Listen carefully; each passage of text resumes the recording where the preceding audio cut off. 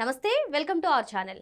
ఏదైతే ప్రభుత్వం భూసేకరణ చేస్తుందో అది మాకు ఇష్టం లేదంటూ కొందరు రైతులు వెళ్ళి జగన్మోహన్ రెడ్డిని కలిసిన సంగతి గుర్తుంది కదా. మరి తర్వాత రోజే ఒక రైతు భూసేకరణకు సిద్ధం అంటూ కూడా వెళ్ళారు. మరి ఇప్పుడు ప్రభుత్వం భూసేకరణ చేసింది. మరి జగన్మోహన్ రెడ్డిని నమ్ముకున్నటువంటి రైతులు మోసపోయారా? అసలు ఏం జరిగింది? ఇదే అంశంపైన చర్చించడానికి మనతో పాటుగా ఉన్నారు ఏపీ టీడీపీ రాష్ట్ర అధికార ప్రతినిధి అప్పసాని రాజేష్ గారు. నమస్తే సార్. నమస్తే సార్, గత కొన్ని రోజులుగా మనం చూసాం కొందరు రైతులు వెళ్ళి మొదటి విడతలో భూ సమీకరణ మాకు ఇష్టం లేదన్నాము, ఇప్పుడు భూసేకరణ చేస్తానని చెప్పి ప్రభుత్వం చెప్తుంది, మాకు అది కూడా ఇష్టం లేదు, మీరు అండగా నిలబడండి అంటే జగన్మోహన్ రెడ్డి మేము అండగా నిలబడతాం, మేము పోరాటం చేస్తామని చెప్పి కూడా మాట ఇచ్చేశారు. మరి ఇప్పుడు చూసుకున్నట్లయితే ప్రభుత్వం భూసేకరణ చేసింది. మరి ఏంటి అసలు జగన్మోహన్ రెడ్డి మాట తప్పారనుకోవాలా, లేదంటే రైతులు జగన్మోహన్ రెడ్డి చేతిలో మోసపోయారనుకోవాలా? ఈ అంశాన్ని ఎలా చూడాలంటారు? ఇప్పుడు ఇక్కడ పిల్లికి చెలగాటం, ఎలికి ప్రాణ సంకటం అంటారు. రైతులు వాళ్ళ సర్వస్వమైన భూములకు సంబంధించిన ఇష్యూలో జగన్మోహన్ రెడ్డిని కలిశారు. జగన్మోహన్ రెడ్డిది ఏముంది? అక్కడ ప్రభుత్వం భూసేకరణలో వాళ్ళ భూములు తీసేసుకున్నా జగన్మోహన్ రెడ్డికి వచ్చే నష్టం లేదు. ప్రభుత్వ నిర్ణయానికి వీళ్ళు సహకరించకుండా, ప్రభుత్వం సీడ్ యాక్సెస్ రోడ్డు ఫామ్ చేయలేక, మాస్టర్ ప్లాన్ని ప్రాపర్గా ఎగ్జిక్యూట్ చేయలేకపోయినా వ్యక్తిగతంగా జగన్మోహన్ రెడ్డికి వచ్చే లాభము లేదు, నష్టం లేదు. ఎందుకంటే అతను 5 సంవత్సరాల పాటు ఈ ప్రాంతాన్ని, ఈ రాష్ట్రాన్ని రాజధాని లేకుండా పరిపాలన చేశాడు. ఇవాళ నిర్మాణం జరుగుతున్న రాజధాని విషయంలో కూడా అతని కంట్రిబ్యూషన్ లేదు. కాబట్టి అతను ఏం చేస్తున్నాడు? ఈ తమ సర్వస్వమైన భూమి వాళ్ళు ఒక క్రాస్ రోడ్స్లో నిలబడి ఉన్నారు. ప్రభుత్వం భూ సమీకరణకు తీసుకుంటానికి వాళ్ళని ఆహ్వానిస్తూ ఉంది. రాజధాని ప్రాంతంలో భూ సమీకరణకు సహకరించి భూములు ఇచ్చిన 29,000 మందికి పైగా రైతులు, వాళ్ళతో పాటు తాము కూడా భూ సమీకరణలో ఇవ్వటమా? లేదు, ప్రభుత్వం ల్యాండ్ ఎక్విజిషన్ నోటీస్ ఇవ్వడానికి సిద్ధపడతా ఉంది. ల్యాండ్ ఎక్విజిషన్ నోటీస్ ఇచ్చేశారు, 90 డేస్ నోటీస్ పీరియడ్ కూడా అయిపోయింది. ఇంకా అంతకుముందు కోర్టులకు వెళ్ళారు, కోర్టులో న్యాయ పోరాటం చేశారు. కోర్టులో న్యాయ పోరాటాలు అన్నీ పరిష్కారమై ప్రభుత్వానికి అనుకూలంగా ఉత్తర్వులు వచ్చినాయి. అంటే వీళ్ళకున్న అన్ని ఆప్షన్స్ క్లోజ్ అయిపోయి వాళ్ళు ప్రభుత్వం ఏ పిలుపుకు స్పందించాలనే స్టేజ్లో ఆగిపోయి ఉన్నారు. ఇంకా అంతకన్నా వాళ్ళకి ఆప్షన్ లేదు. ఎందుకంటే వాళ్ళ ప్రభుత్వం ప్రజా ప్రయోజనాలు రీత్యా ల్యాండ్ ఎక్వైర్ చేయాలి అని ఒక నిర్ణయం తీసుకున్నప్పుడు 2013 ల్యాండ్ ఎక్విజిషన్ యాక్ట్ ప్రకారం వాళ్ళకి నష్టపరిహారం ఇవ్వటం అనేది తప్ప, ఆ 2013 ల్యాండ్ ఎక్విజిషన్ ప్రకారం యాక్ట్ ప్రకారం నష్టపరిహారం తీసుకోవటం తప్ప రైతులకి వేరే ఆప్షన్ లేదు. బలవంతపు భూసేకరణకి ప్రభుత్వం ప్రయత్నించింది అన్న అపవాదు రాకుండా ఉండటం కోసం చివరి క్షణం వరకు ప్రభుత్వం వాళ్ళతో నెగోషియేట్ చేస్తూ వచ్చింది. కానీ జగన్మోహన్ రెడ్డి, అతని అనుయాయుడు, గతంలో మంగళగిరి నుంచి 2 సార్లు శాసనసభ్యుడిగా పనిచేసిన ఆళ్ళ రామకృష్ణారెడ్డి, ఇవాళ అక్కడ వైసీపీ ఇన్ఛార్జ్గాను దొంతిరెడ్డి వేమారెడ్డి, వీళ్ళు ఏం చేస్తున్నారు? మీకెందుకు, మీరు పోరాడండి అంటే ఇక్కడ ఒక సామెత ఉంది, అరిగిపోయేది నాది కాదు అంటే కాశీదాకా దేక్కుంటెళ్ళు నీకు పుణ్యం వచ్చుద్దని చెప్పాడంట. దేక్కుంటే వెళ్తే అరిగిపోయేది వీడియోలు కదా. సలహా చెప్పేవాడిది ఏముంది? వాడు దేక్కుంటే వెళ్ళి వాడు ఆ పుణ్యం తెచ్చుకుంటే అప్పుడు ఓహో ఇతను పుణ్యాత్ముడు అని చెప్పని చెప్పుకోవచ్చు. నోటి మాటతో సలహాలదేముంది? మీరు పోరాడండి, మీకు అండగా మేము నిలబడతామని చెప్పని గాలి మాటలు చెప్పారు. ఆ గాలి మాటలు నమ్మి గడిచిన 12 సంవత్సరాలుగా ఈ రాష్ట్ర రాజధాని నిర్మాణానికి మనకు చెప్తారు కంట్లో నలుసు, చెప్పులో రాయి అంటే ఆ విధంగా తయారయ్యారు కొద్దిమంది రైతులు.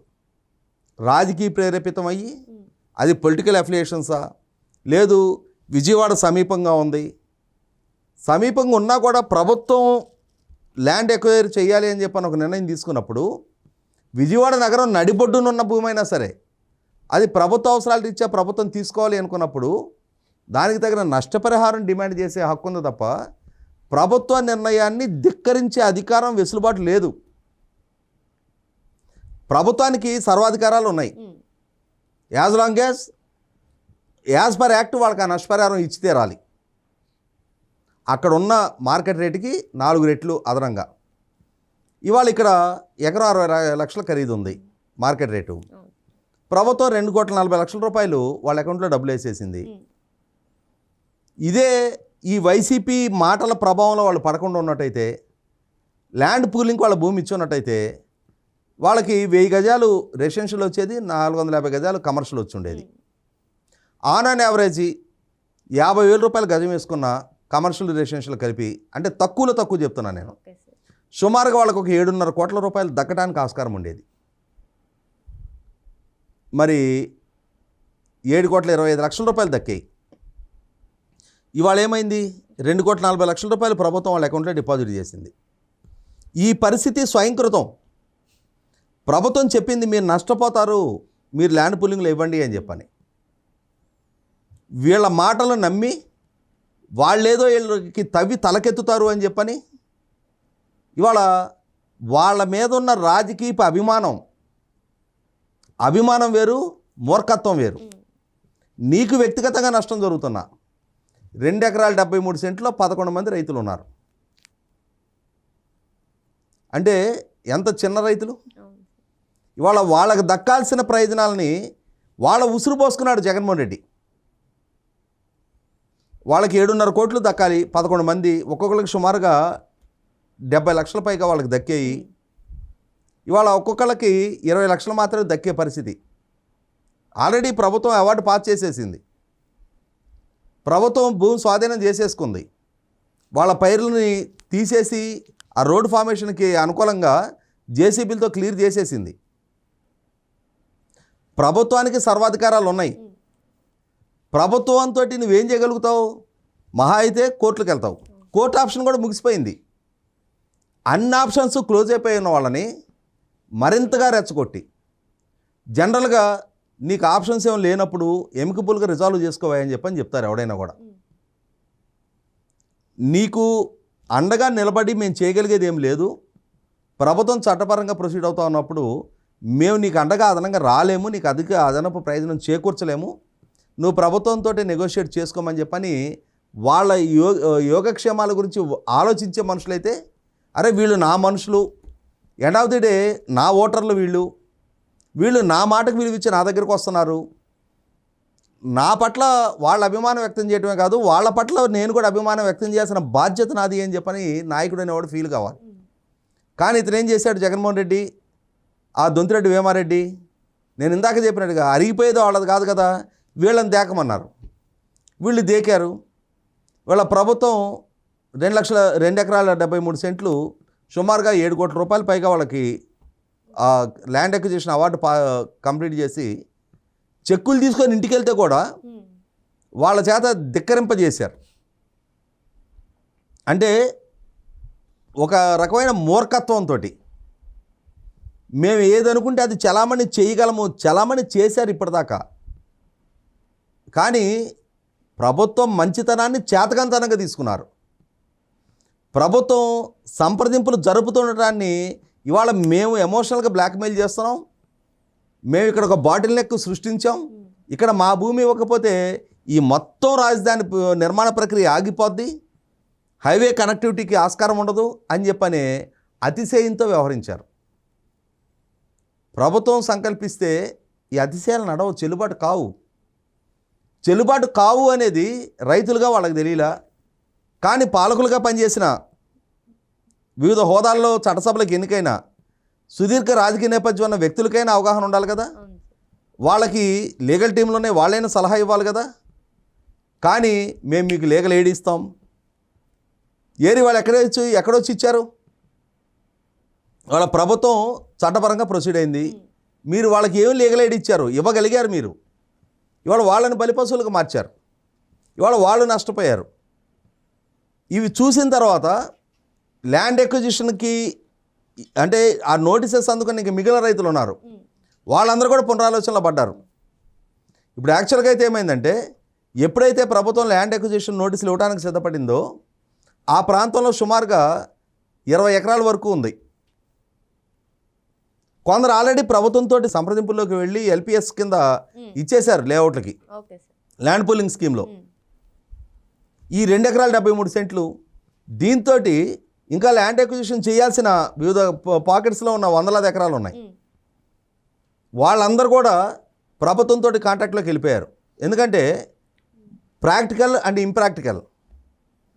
ప్రభుత్వానికి సహకరిస్తే ప్రాక్టికల్గా వాళ్ళకి 1450 గజాలు 1250 గజాలు ఆ ప్రాంతాన్ని బట్టి జరీబు నాన్ జరీబుని బట్టి వాళ్ళకి ప్లాట్స్ వస్తాయి. ఇవాళ ఉన్న ప్రివైలింగ్ మార్కెట్ ప్రకారం చూసుకుంటే అక్కడ వాళ్ళకి అధిక ప్రయోజనం దక్కడానికి ఆస్కారం ఉంటుంది. ఇంప్రాక్టికల్గా ఎమోషన్స్తో ఫ్లేరప్ అయిపోయి అరే మన జగన్మోహన్ రెడ్డి పాలకుడిగా లేనప్పుడు ఈ ప్రభుత్వానికి మనం ఎందుకు సహకరించాలి అని చెప్పని ఇంప్రాక్టికల్గా ఆలోచన చేస్తే జరిగే నష్టం ఏంటనేది వాళ్ళ వీళ్ళకు వచ్చిన అవార్డు చూస్తే అర్థమవుతుంది. కాబట్టి ఇక్కడ గొంతెమ్మ కోరికలు నీకు సహజంగా ఏమవుద్ది, విజయవాడకి సమీపంగా ఉన్నామని అనుకుంటున్నావు, లోపల 1450 గజాలు దక్కిన వాళ్ళకి 1250 గజాలు దక్కిన వాళ్ళకన్నా నీకు మంచి రేటు వస్తుంది, నీకు ఆ బెనిఫిట్ ఉంటుంది. నువ్వు పొలంగా అమ్మాలనుకుంటున్నావు, నాకు విజయవాడ దగ్గర ఉంది, నేను విల్లాలు కట్టాలనుకుంటున్నా, నేను అపార్ట్మెంట్లు కట్టాలనుకుంటున్నా, నేను సిఆర్డీకి అప్లై చేస్తే నాకు పర్మిషన్స్ ఇవ్వట్లేదు అని చెప్పని మాట్లాడావు. అంటే ల్యాండ్ ఎక్విజిషన్ ప్రభుత్వం చేయాల్సి వచ్చేప్పటికి మేము రైతులము, మేము 3 పంటలు పండే భూమిలో సాగు చేసుకుంటున్నామని చెప్పని మాట్లాడుతున్న వాళ్ళు జగన్మోహన్ రెడ్డి దగ్గరికి వెళ్ళేటప్పటికి రియల్ ఎస్టేట్ భాష మాట్లాడారు. ఇటువంటి పరిస్థితుల్లో ప్రభుత్వం ఇవాళ తన వనరులని తన అధికారాలని ప్రయోగించింది. దాంతో వాళ్ళు నిస్సహాయంగా ప్రభుత్వానికి భూమి స్వాధీనం చేయడం తప్పితే రెండో ఆప్షన్ వాళ్ళకి లేదు. ఇది తెలుసుండి వాళ్ళ నిలువున ముంచిన జగన్మోహన్ రెడ్డిని చూస్తే మనకి ఒక సామెత ఉంది, అరే వాడి మాట వింటే మెడలో బండ కట్టుకొని బాయిలో దూకినట్టేరా అంటారు. ఇవాళ జగన్మోహన్ రెడ్డి మాటలు విన్న పర్యవసానం గడిచిన 12 సంవత్సరాలుగా రాజధాని నిర్మాణానికి సహకరించకుండా కొద్ది మందిని తన గుప్పెట్లో పెట్టుకొని నేను ఆ ప్రభుత్వాన్ని బ్లాక్మెయిల్ చేస్తున్నా అనుకుంటున్న జగన్మోహన్ రెడ్డి అంతిమంగా ఇవాళ ఒక పక్క ప్రభుత్వంతో సహకరించి లబ్ధి పొందుతున్న రైతులు కళ్ళ ముందు కనిపిస్తుండగా వాళ్ళ ముందు తన మాట విన్న పర్యవసానం ఇవాళ తన అనుయాయులు తన అభిమానులైన రైతుల్ని నిజంగానే ఆ మెడలో బండగట్టి తానే ఆ బావిలోకి నెట్టేశాడు. కాబట్టి ఇవాళ రిలీజ్ అయిన మిగిలిన రైతులు ఈ 2 ఎకరాల 73 సెంట్ల వాళ్ళ అనుభవం కళ్ళ ముందు కనిపిస్తుండగా మొత్తంగా వాళ్ళ ల్యాండ్ పూలింగ్లో ముందుకొచ్చి ప్రభుత్వానికి భూములు ఇవ్వడానికి సహకరిస్తున్నారు. కాబట్టి ఏంటంటే వీళ్ళని బలిపశువులుగా మార్చిన జగన్మోహన్ రెడ్డి ప్రభుత్వ పర్పస్ను కూడా చాలా స్మూత్గా ప్రభుత్వం ఇష్యూస్ని అన్నింటిని రిజాల్వ్ చేసుకోవడానికి మిగిలిన అన్ని పాకెట్స్లో ఉన్న భూముల్ని ల్యాండ్ పూలింగ్లోనే వాళ్ళు ఇవ్వడానికి అతనే మార్గం సుగమం చేశాడు. అంటే వాళ్ళ ఈ 11 మంది చిన్న రైతులు ఎవరైతే ఉన్నారో వాళ్ళ ఉసురు పోసుకున్నది మాత్రం జగన్మోహన్ రెడ్డి. ఓకే సార్, మరో అంశంతో మళ్ళీ కలుద్దాం. Thank you sir.